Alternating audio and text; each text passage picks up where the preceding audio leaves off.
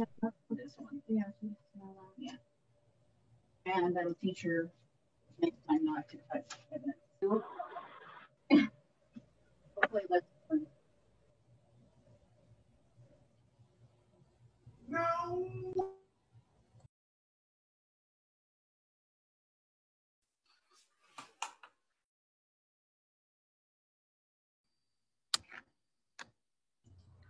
Hello, everyone. I am outside. We're moving to Austin, so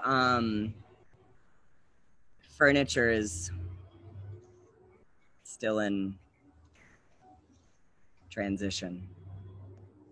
So I apologize for my very casual look today. You're swagged out right now, Rory. Look at you. I didn't mean to have my hat on. Take my hat off. I think casual is fine. Yeah. This is a casual group. That's true. So I am thrilled about today's meeting. We have one of our executive committee members with us today, Diaz Dixon, and yeah, I can't wait. And I think Bobby was gonna introduce Diaz, and then we're gonna get started, and I'm really excited. So yeah, thanks for being here. Likewise, Rory, I'm super excited. One of my longtime friends and mentors, someone who I watched while I was growing up in the industry, Diaz Dixon. I think this is such an amazing conversation today because the work that Diaz has done along with the work that he's doing now aligns so much with what we're trying to accomplish in Haas. And it's so nice to be able to bring in people who have lived in our world, but also understand this other world that we're going to talk about today. So Diaz, I would love to toss it over to you. Welcome to the Maddie Summit. Please take some time to tell us your story because it's an amazing story, and then we'll dive into some questions. Thanks, Bobby. You know, it's really nice to be here. It's always nice to be able to sit and talk to people who are really about making this world a better place, people who are really passionate about what they do, particularly when we're talking about animal welfare and everything that makes us go round and move forward. My name is Diaz Dixon. I am the Chief Executive Officer of the Eddy House here in Northern Nevada, in Reno particularly. And what this is it's a homeless youth shelter. I'll talk a little bit more about that, but just to tell you a little background about myself, I was born and raised in Vegas, actually born in a really, really poor neighborhood, raised in the projects for a good portion until I moved. My parents, there was a tragic incident that happened when I was a kid. I was involved in with my best friend, and he and I were actually just being kids, and we both got in trouble, and his father killed him over it. And at that point in time, my parents knew they had to make a change and do something different. And the reason why I bring that up is because the cultural differences are so important to us when we're talking about animal welfare, when we're talking about social services, and we're talking about people in general. In my neighborhood that I grew up in, dog fights happened every weekend. So every Saturday you looked forward to going over to the tennis courts because someone thought tennis courts in a really poor project neighborhood would be something that kids would use. That was not thinking ahead culturally. You grow up thinking that is the norm. Fortunately, I was able to pull away from that pretty soon and recognize it wasn't something that was positive. And my first job as a teenager was working in an animal hospital. And I thought at that point in time I was going to go on to be a veterinarian, which that did not happen. But I am blessed to still be involved with wonderful people in animal welfare. Prior to, I ended up leaving Vegas and going to, how I got to Reno is I came here on a basketball scholarship at the University of Nevada. And as I moved on and finished up school, my degree is in social psychology, human development, family studies. I went on to Iowa for grad school. And for those of you guys who don't know what Iowa stands for, it's idiots out wandering around, because that's what I was when I was in Iowa. It was complete culture shock, the cold. Any of you guys live in the Midwest. It was, but it was a wonderful experience at the same time. now, when I moved back to Reno, I've done a couple of different things, working with people with traumatic brain injuries, to running a facility for women and children for 14 years, a program called Step 2, substance abuse. And after that, I went to work for the Nevada Humane Society. So I was the CEO of the Nevada Humane Society for a short period of time. It was a wonderful experience in that I was able to see how closely related animal welfare is to social services, and many of the same concepts that we started to put into place that I've been successful with at Step 2 were really beneficial and were coming into the fold. I'll talk a little bit more about that as well. Currently here at Eddie House, I took this program over in September of last year. It's a small drop-in center, about 1,100 square feet, but we were open from 10 to 5 every day, Monday through Friday. The problem with that was, at the end of the day, you're telling kids, and I say youth, 18 to 24, here's some food, take a shower, we wish you best of luck, hopefully you make it back the next day. So in January, we moved into a just under 16,000 square foot facility. So we now have 43 beds in this facility. And since January 30th to now, we now have 5 sites. So we have a total of 66 beds. We have one program that specializes in pregnant and parenting mothers. And as of last week, we just became an Envision Center, which is premier centers through the division of HUD. And we're recognized as one of the top programs, it's just a lot that's happened in the last 10 months.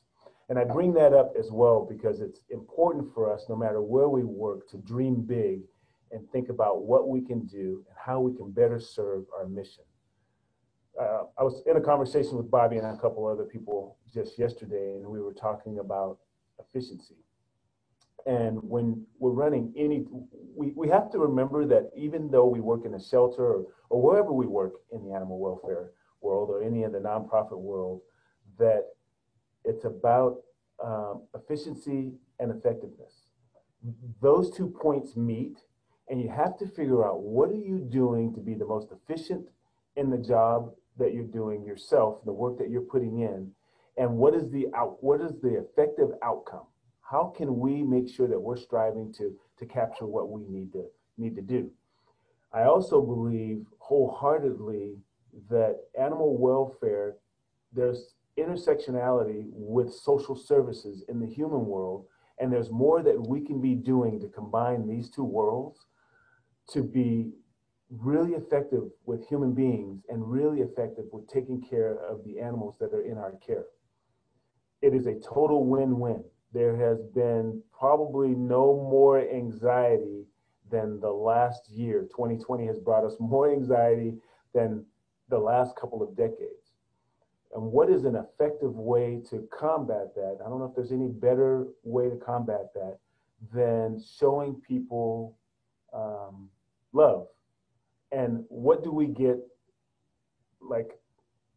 There's an infinite amount that we get from the pets that we have, and that's love, unconditional love that they give us. So, the reason why I go there is because what I did learn working in animal welfare world is that it is very closed. A lot of programs, we're thinking, when I was a part of Nevada Humane Society, our world was so much wrapped around what shelter life was like. How can we better improve our shelters internally? How can we turn over more animals and get them adopted? When I think that there are some opportunities that we perhaps are missing. And that is having the relationships with social service programs in our areas that would greatly benefit from us, but there selfishly is a benefit on both sides. It is a total win-win. And I'll tell you just a little bit story about one of the programs that we put into place. We had a number of cats and dogs that were in winter, that were in the back kennels, were not allowed to come out on the floor because they had medical issues. They just weren't ready. They hadn't gone through the behavioral test, whatever it may have been. We were able to partner with a couple of social service programs so that those animals came off the floor and went into those programs. So a couple of them were group homes. And what we found is that not only did everyone fall in love at these social programs with the animals that were put in place, but those animals were receiving a lot of love. By the time they came back into the program, came back into the Nevada Humane Society, their presentation was so good that they would be snatched up really quick. We also found that there were people who were graduating from the programs that wanted to adopt the animals. And we allowed them to do so, but we were also met with resistance. I was met with resistance from my staff saying, wait a minute, these people are in a treatment program or these people are in a behavioral program. They shouldn't be able to adopt our animals.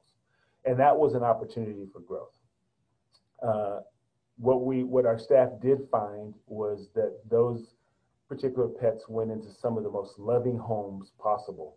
And I'm not sure if Nevada Humane Society has continued to do that program, but it is something that we are now, as I sit here at Eddie House, we're working with the Nevada SPCA on doing that same program with animals that they have.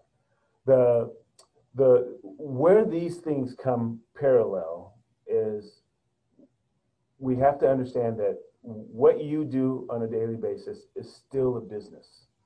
Social services in the human world is still a business. Nonprofit is only a status. We get caught up oftentimes thinking more with our hearts than we do with our minds and using them collaboratively. And you would never see Samsung or Apple utilizing their, looking at the phones that they're getting ready to put out and thinking more with their heart. They're thinking on the business side.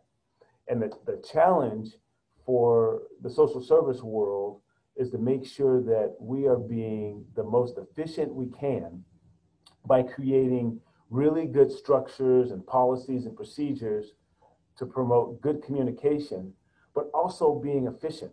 And efficiency doesn't mean churning through a lot of people. It doesn't necessarily mean just getting people in and getting people out, because chances are those people are going to come back if they don't get the high quality of services that they need. So quality is always something that's really, really important.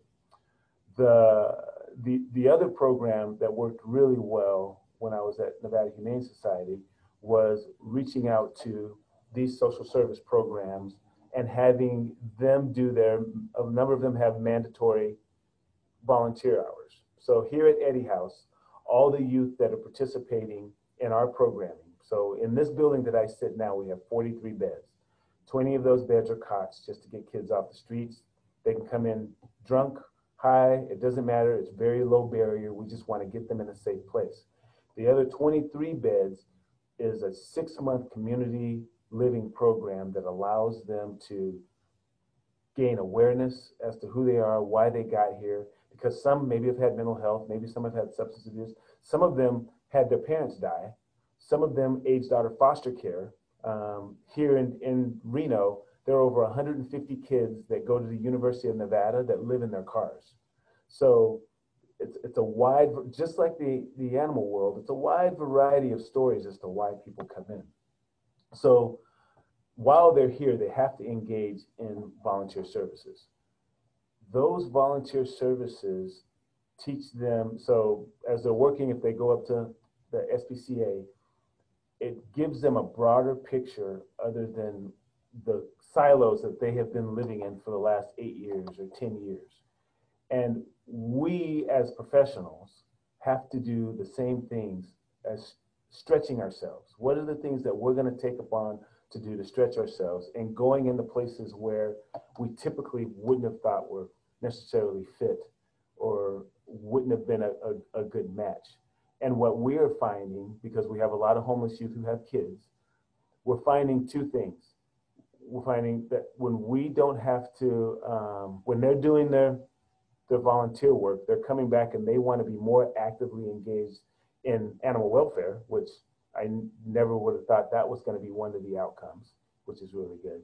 The other thing is for those that have pets, have an even greater understanding of what it means to be truly responsible as a pet owner, but we're no longer separating them from their pets. So the positive piece of that is the bonding is even stronger. and there's a greater appreciation that comes in that. And the last piece that was really unrecognized is that as an organization, we now have a broader base and a wider social network of funders. So there are a number of people that maybe you have not been privy to in your world that you are opening yourselves up to when people look and see these type of collaborations. And can you just imagine how powerful this would be on a regular basis, that every time we had a natural disaster, it's not just the United Way or just not the Red Cross that's running in, but an integrated social service, animal welfare model that goes in for disaster recovery services. We're now providing some therapy because someone who just lost their home can sit and hold on to a kitten or pet a dog. And we know what research tells us about those things, but doing it in a collaborative manner.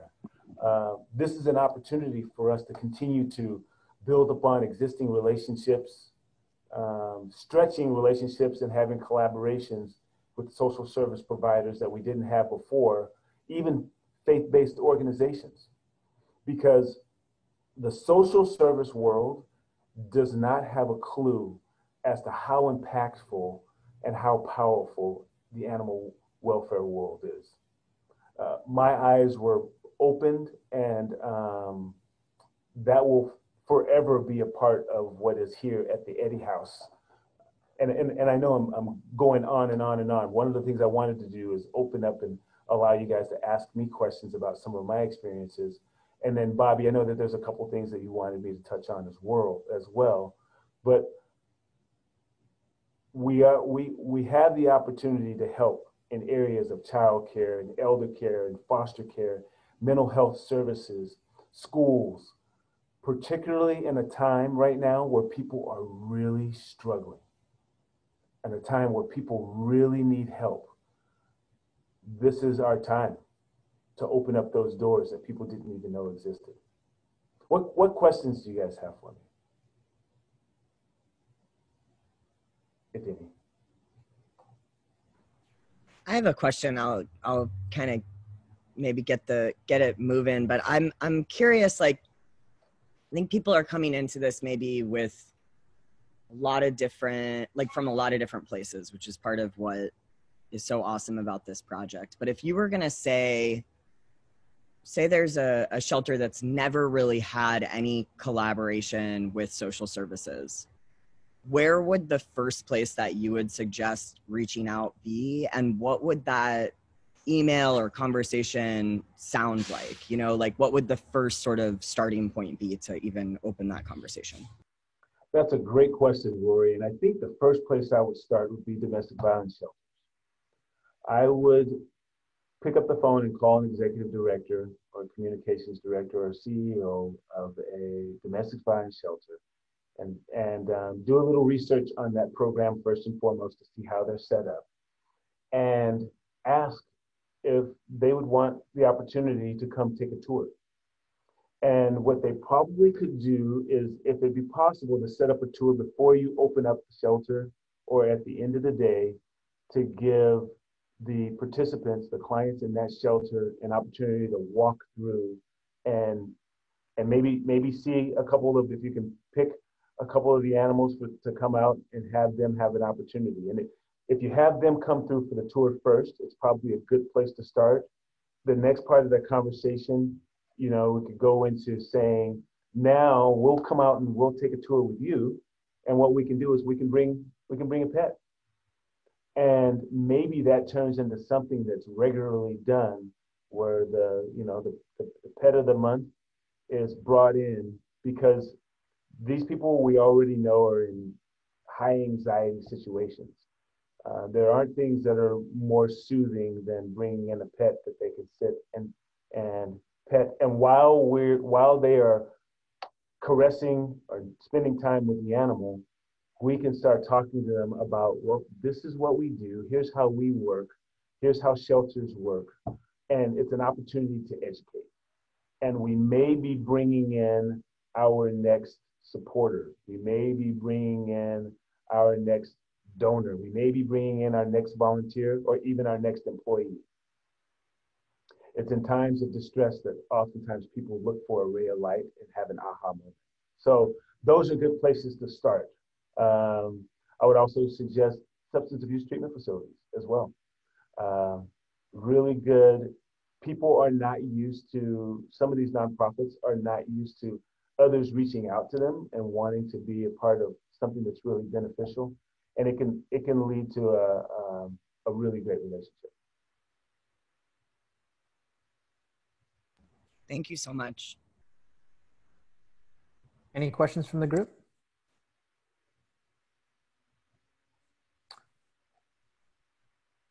So I'll ask a broad question, more related to you and the movements that you're a part of, and maybe people can ask some more specific questions to be a bit more strategic in their organizations. But Diaz, why Haas, right? There have been so many movements that have come about where people try to really reimagine how sheltering should be. What, for someone who's left the industry and now helping support a quote unquote animal welfare movement, why did this movement attract you? That's a great question again there, Bobby. So when I left the animal industry, I wasn't necessarily ready to leave the animal industry. So there were some things that were going on in my particular shelter that I was not comfortable with and had to step away. So when Haas, before I left, I want to say that the first national conference that I went to, and I started seeing these different potential bridges across the animal welfare and human welfare worlds. I saw an opportunity to make my community a much better place. And I was looking at it, and that's a very small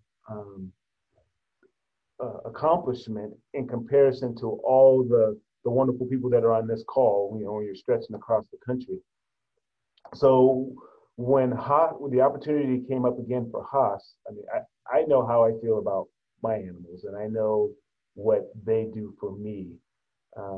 And I've always talked about that anytime I was doing any groups with people. This is an opportunity to stretch across so many different cultures as well as so many different industries. And we all have preconceived notions about what animal welfare is from the outside. And most of those preconceived notions are wrong. And I also believe that there are some things that are wrong from coming the other way, what animal welfare thinks about the social service world. And Haas is an opportunity to bridge a lot of those gaps and to also strengthen us, particularly as an American culture. We know that right now we've got all kinds of issues, from social injustice to economic despair, with unemployment being so high. The one thing that we know is constant is how we feel about our pets and how they feel about us. If we can somehow show that kind of love and continue to lead with love, this is a project that is going to have an impact. This is the first domino to fall down. It's going to have a gigantic impact that goes on for a long, long time, if not forever. So it is dear to me. And I guess I'll tell another little story. So, and the reason why I brought up that I was born in the projects and that I grew up around dogfighting, because I thought it was the norm. You know what you know. And it's not until you've been exposed to something different that you can have the opportunity to stretch and grow. Every individual has a capacity to learn, change, and grow. But we have to have opportunity and we have to have exposure. So if I'd stayed in Gerson Park and grown up there, my life would be completely different. I'd have probably different perceptions on things. I would have, definitely a different view on life and even on pets. This is that same opportunity.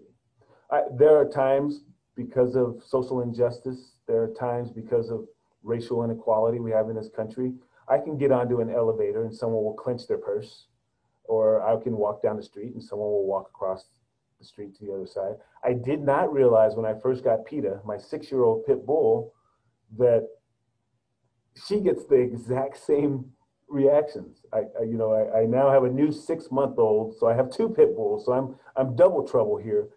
But I want to be an ambassador in any way I can. My dogs are ambassadors for their own breed at the same time. Haas gives us a wonderful opportunity to be ambassadors for animal welfare and how we can help this world. Quick question, Bobby, and I just gave you a dissertation on it. You have all of us, so we're all listening, brother. So keep it coming. Any other questions from the group? I know we're all just trying to take this all in, but I'd love some questions from the rest of you. And we have like 40 people. You've doubled our normal attendance, Diaz. So thank you. Well, cool. Well, I'll just kind of keep talking unless there's a question. I see a couple comments in the chat. Oh, I should be paying attention. No, it's all good. The first one's from Jen. Jen, do you want to say a little bit about what you put in the chat about reaching out to groups and? Oh, me? Yeah.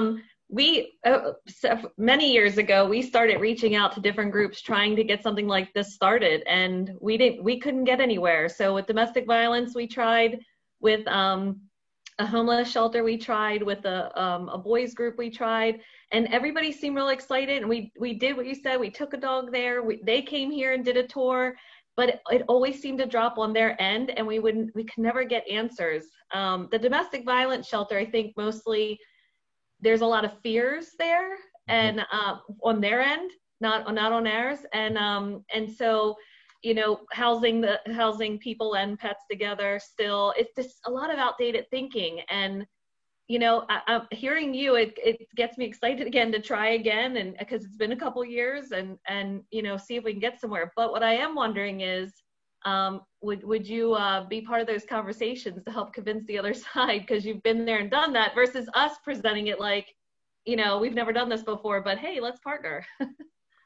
So absolutely, Jen. Yes. Let's touch base, and I would love to be a conduit in helping get those conversations started, and maybe even helping you keeping them going. I think what we have to do with those particular organizations is we have to identify who's going to be a champion. Who's going to be a champion on their side that can be our regular contact, and then let's put some. Oftentimes we can tell people, let's put some goals and objectives to this program and what we're trying to accomplish. So if we're doing a survey, maybe a satisfaction survey at the very end, this is going to give you and your organization data as to how we're increasing the happiness or the decreasing the anxiety for your clients.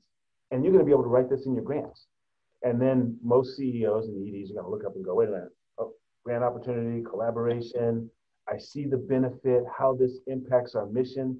And sometimes, Jen and the rest of us, we have to draw the line to the goal for them to understand it.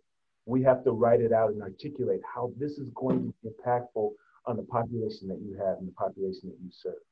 And then when we see those successes, we want those things to continue to snowball so that it becomes an integrated, accepted part of the program. And I would love to be a part of any of those conversations and to get this stuff going again. Awesome, thank you. And it's interesting you say that with fear. Some organizations start thinking, oh, liability. I would have been that guy 15 years ago when I started at Step 2. I ran Step 2 for 14 and a half years, and we were able to build housing and do all kinds of things through 3 capital campaigns. And early on, I was really scared about liability and those things like that. And it wasn't until later that I opened up my eyes. Fear is false evidence appearing real. We oftentimes have things stop us from doing what we need to do. And 99% of the time, they're not even going to happen. So we have to help people combat that fear. How we combat it is with love. So we just keep coming up with the stuff that's going to be really effective and positive. And this is what they're going to get. And it can be crippling because people are worried about the possibility of something that might happen. Chances are it's not going to happen.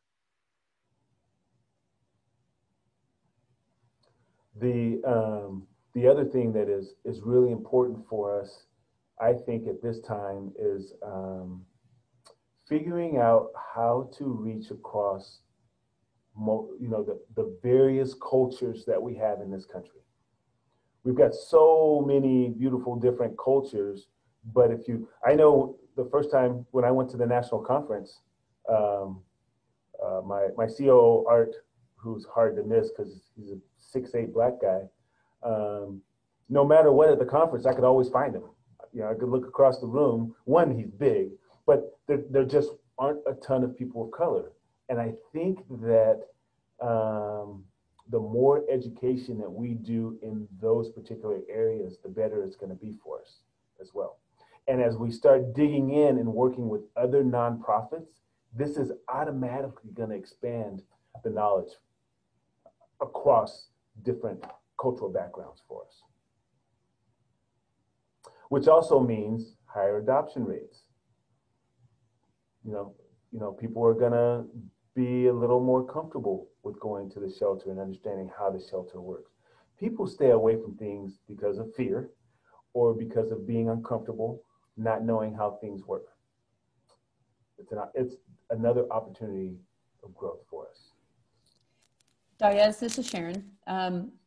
Would connecting, like in Jen's situation, connecting with a nonprofit and not necessarily bringing an existing program, but maybe partnering together to see if there's something we could create together. Do you think that instead of like, well, you guys do this, but we don't do that. So they might not be thinking of it in a creative way. Yeah. So, and hi, Sharon, it's good to see you. So, a lot of times they're just in the grind and in their silos and just kind of moving straight ahead. We need to help them. We need to come up with the creativity pieces, and we need to help bridge those gaps so they can understand and see the correlation of how we're trying to empower individuals, and we all have a mission that we're passionate about. And painting that picture is really, really important. It's a lot easier if you have a program that someone else is already doing and you say, look, here's what they did. Sometimes getting them to take that leap is a little more difficult. But I think you're absolutely right, Shannon, in the fact that it's basically showing them that we're going to do this together. And again, if we can get one person, really get the buy-in of that one person in the organization who's going to take the lead to get the momentum going.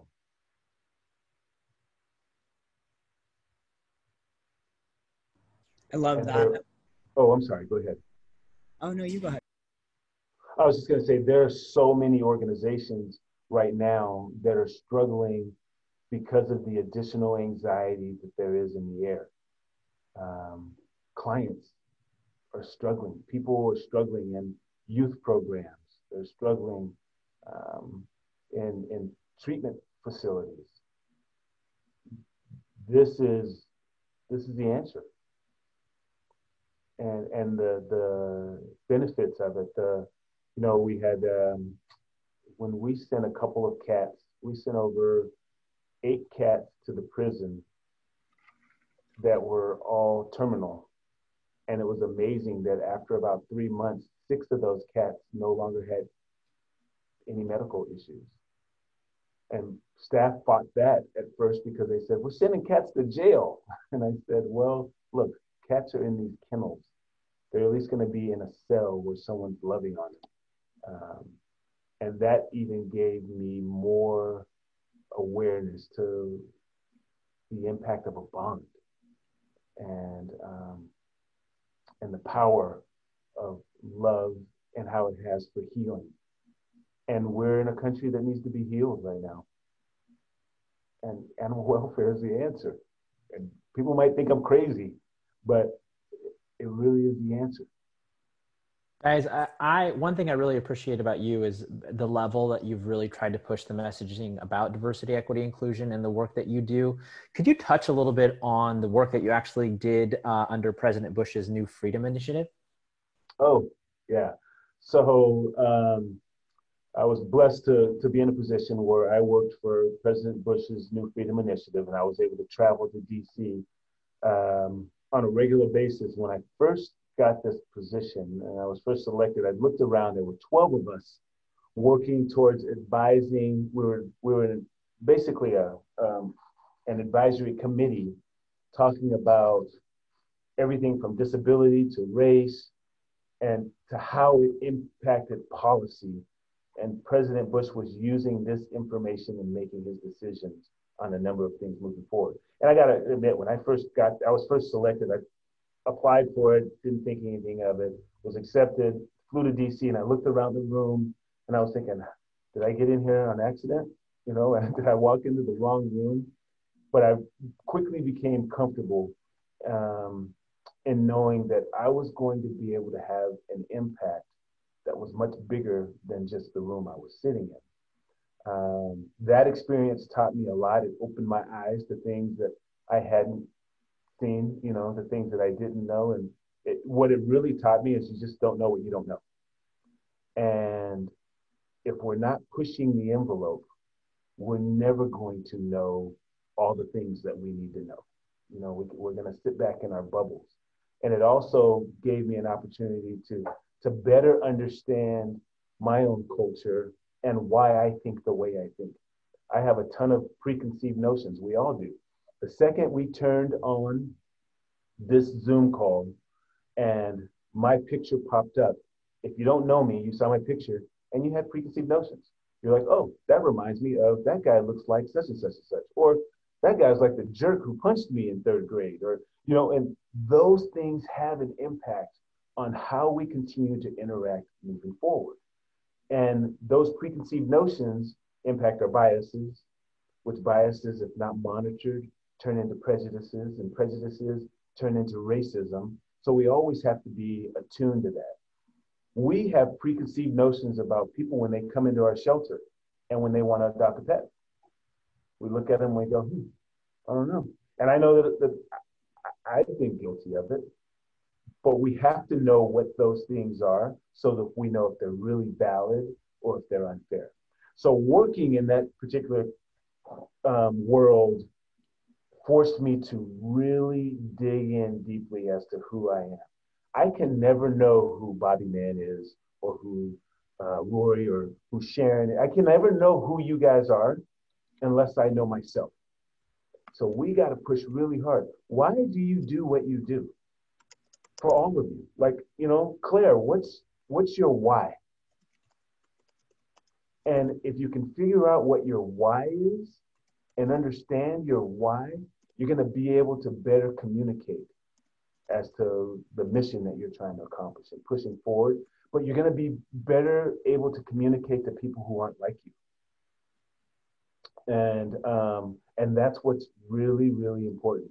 The sheltering world needs to figure out how to communicate to people who are not like them. And the animal welfare world, it's a crazy world. If you guys don't think you're crazy, you need to go get a test. I'll just tell you that right now. So, and that's coming from somebody who's pretty crazy himself. But it forced me to stretch myself. It was a really, really good experience. And so now I pay close attention to any organization that I'm running, not to the optics, not to, oh, do I hire someone who looks like this? Do I have people like this? I pay attention to the policy. I pay attention to how the organization is run. That is more important than the optics. Are we being diverse in our thinking and in our inclusiveness? Of course, we want to hire people that look like all kinds of people, for sure. But that's not where we start. Because just because I hire 3 Hispanic males doesn't mean all of a sudden I'm diverse. And the diversity and inclusivity, when we start talking about that stuff, I get pretty fired up. So it's about giving opportunity. You know, growing up in the projects, of all the kids I grew up with, not one made it out. I'm the only one that made it out. But that was because my parents figured they had to do something different. We moved to an all-white neighborhood. That was my first experience And I didn't understand this till much later, that I actually lived in two Americas. I lived in two different Americas. So my dad forced me to learn a new word every week. I had to write it in a sentence. I had to be able to articulate it and define it. And I hated it. And he would say, you're going to need to be able to speak articulately for people to give you respect. And he was right. Little did he know he was right. And it was just much later that I realized that I had to navigate between both of these worlds. And the first time I took my girlfriend, who I ended up marrying home, she said, you talk different in front of your parents. I go, what do you mean I talk different in front of my parents? Now, we all do that. When you guys go back home, you have a different dialect that's slightly different than in your professional world. Take note of it, you know, and how does that, and that's what we use to survive. And oftentimes, there are people who are going to come into our shelters who want to adopt a pet. Let's not judge them by the language in which they use. That the language does not define their heart. And I'm sorry, guys, I'm not paying attention to the chat like I should be. I think we all are, and this is awesome. You know, I follow you on Facebook, and I think something that really is inspiring is just how much young people feel connected to you when you do these live videos and all of this kind of thing that you do. And I think about like the next generation a lot in terms of inclusion and equity and, you know, creating more diverse workplaces and quite frankly, just like repairing a lot of harm that's been done. The next generation is just, you know, they're everything, in my opinion. So like, from your point of view, helping these young people day in, day out, like what can we as a movement do to create more space for that next generation? Great question, Rory. You know, the beautiful thing about this next generation is they don't see race the way I do. They don't see race the way older people see it. It's they don't see as many lines, and they don't see it as they don't see as many barriers. They're freer thinking. I think that is a beautiful thing and a positive thing.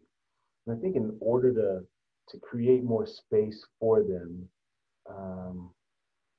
we have to figure out how, as animal welfare, how can we give them more opportunity? How can we be more open-minded in our recruitment of them into this world?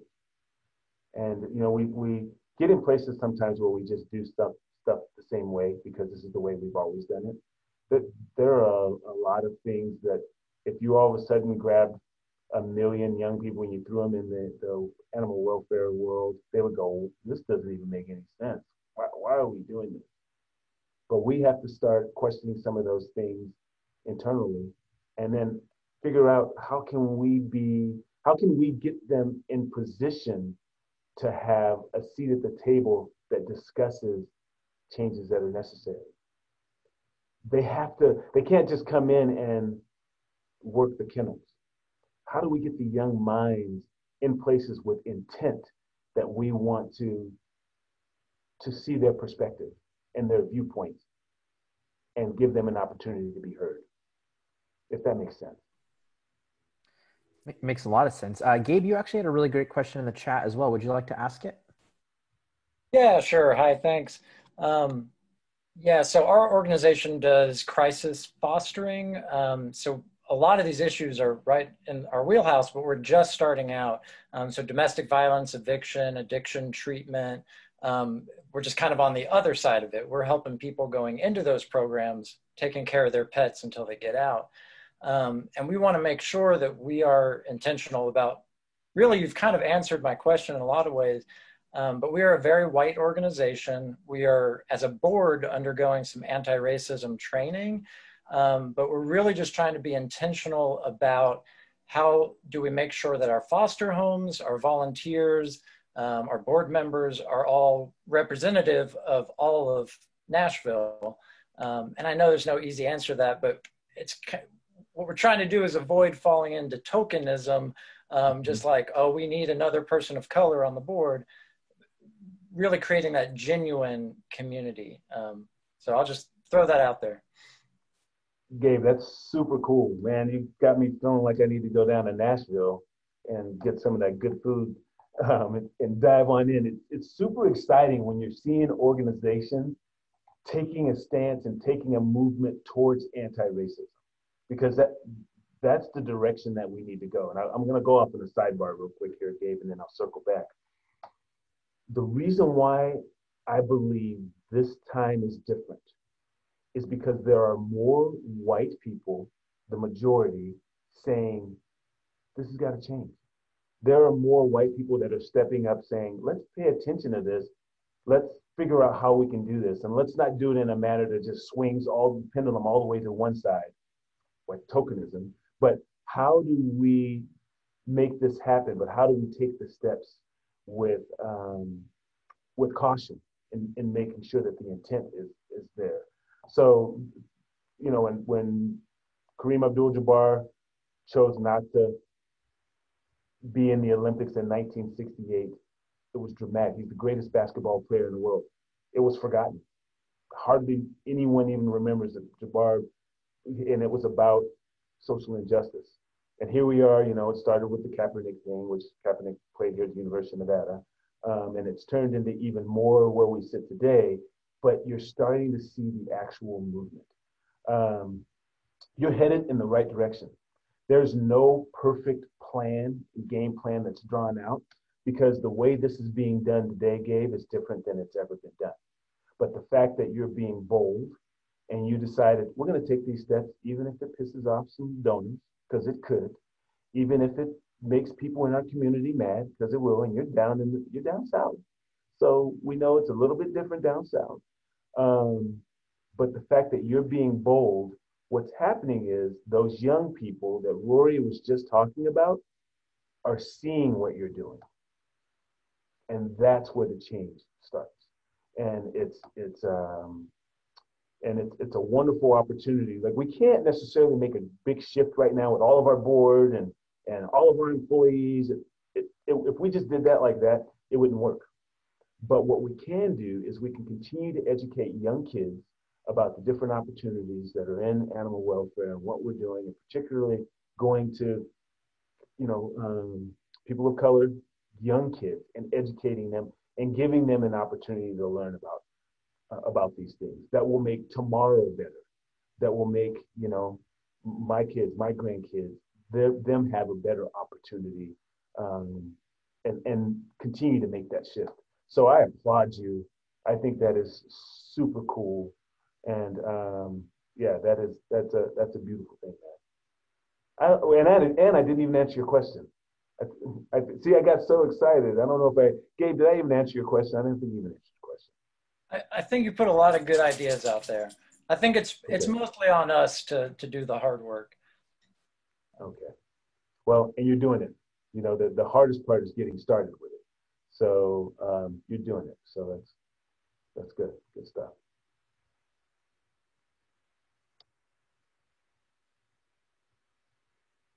And there are going to be times where things are really uncomfortable. And we have to remember, uncomfortable conversation is good. It's what we need.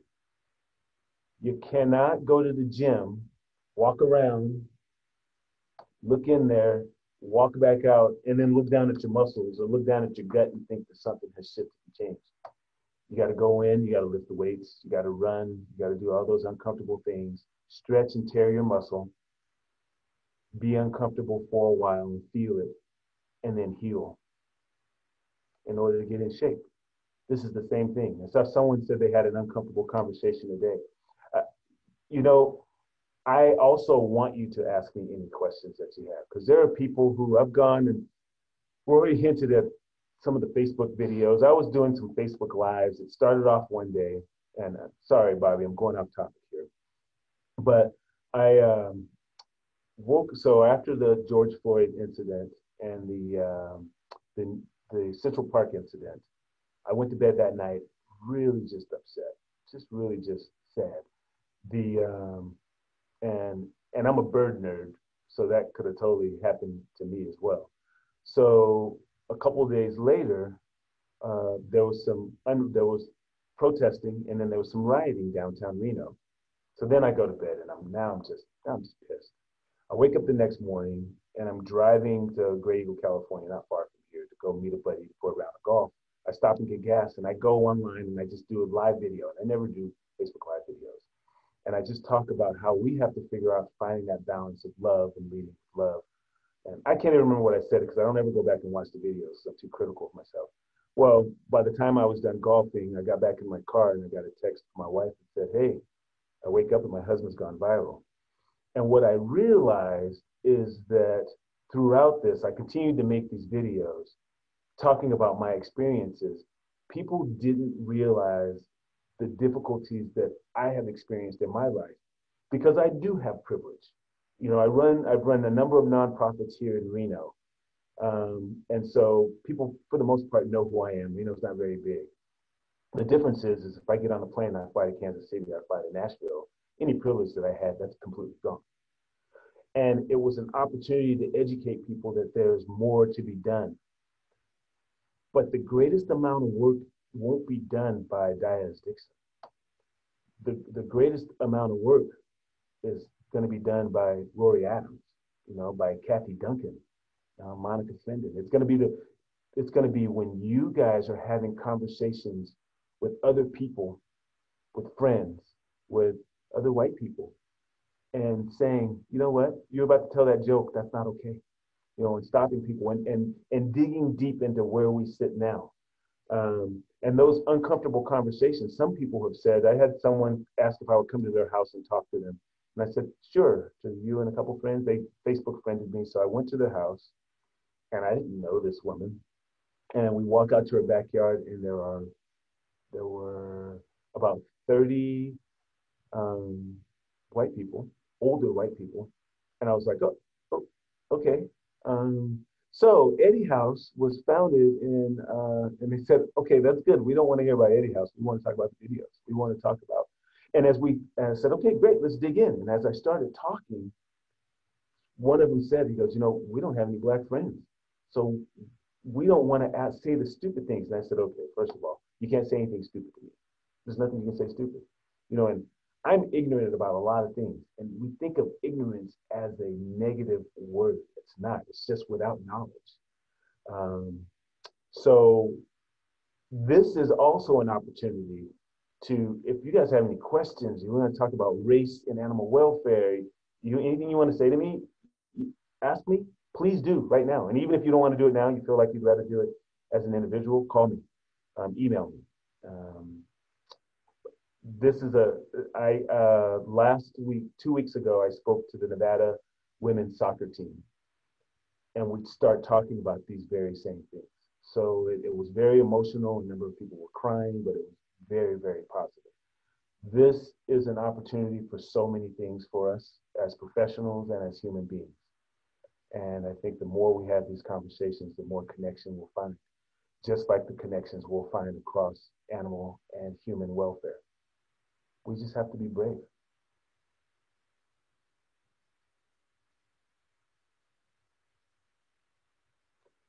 And as far as those approaches to any particular animal welfare stuff, vulnerability, yes, being vulnerable. If you need help with any of those things, and I can coordinate with Sharon. I love Sharon.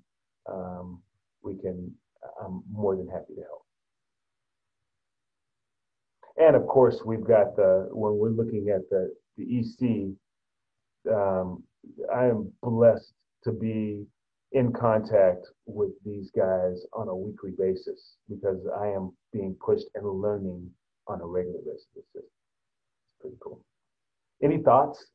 And you know what? You're totally welcome to disagree with anything that I'm saying.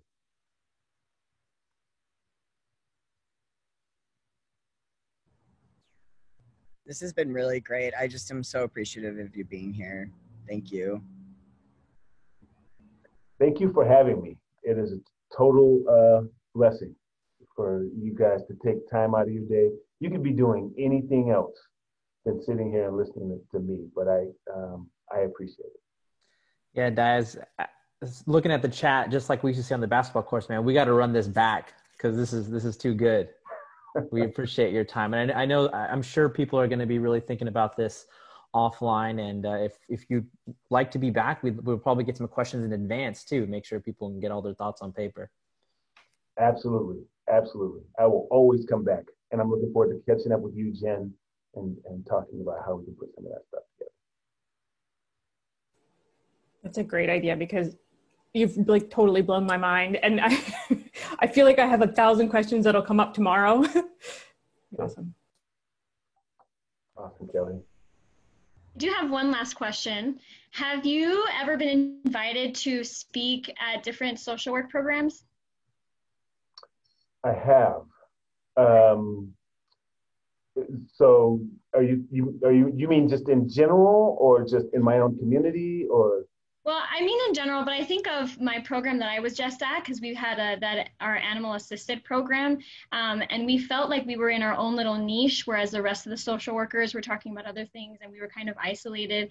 But to see someone that's in the community that's implementing the work in such a great way and that has such a well-rounded approach like you do, like I really feel like more social workers need to hear that and need to see that it is possible, because even students in my cohort were like, how do I even start doing this kind of work? But hearing it from someone that has been successful at it is really encouraging and motivating.